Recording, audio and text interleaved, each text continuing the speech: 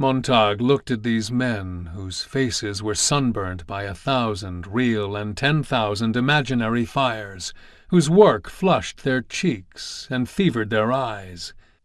These men who looked steadily into their platinum igniter flames as they lit their eternally burning black pipes. They and their charcoal hair and soot-colored brows and bluish ash-smeared cheeks where they had shaven close. But their heritage showed. Montag started up, his mouth opened. Had he ever seen a fireman that didn't have black hair, black brows, a fiery face, and a blue steel shaved but unshaved look? These men were all mirror images of himself. Were all firemen picked, then, for their looks as well as their proclivities? The color of cinders and ash about them, and the continual smell of burning from their pipes? Captain Beatty there, rising in thunderheads of tobacco smoke, Beatty opening a fresh tobacco packet, crumpling the cellophane into a sound of fire. Montag looked at the cards in his own hands.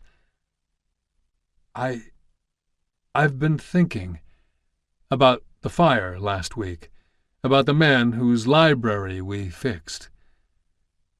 What happened to him? They took him screaming off to the asylum. He wasn't insane. Beatty arranged his cards quietly. Any man's insane who thinks he can fool the government and us. I've tried to imagine, said Montag, just how it would feel.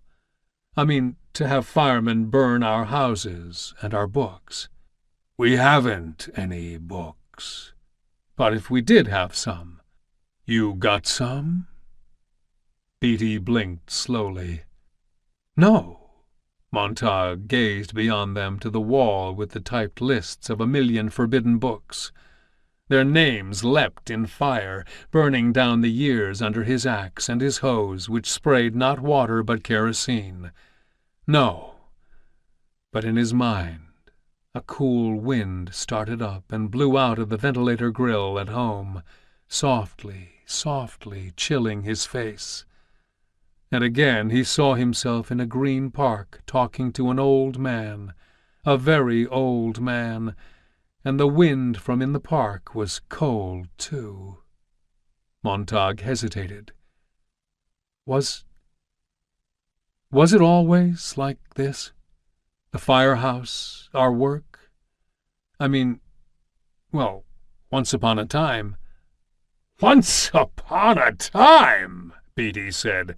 What kind of talk is that? Fool, thought Montag to himself, you'll give it away.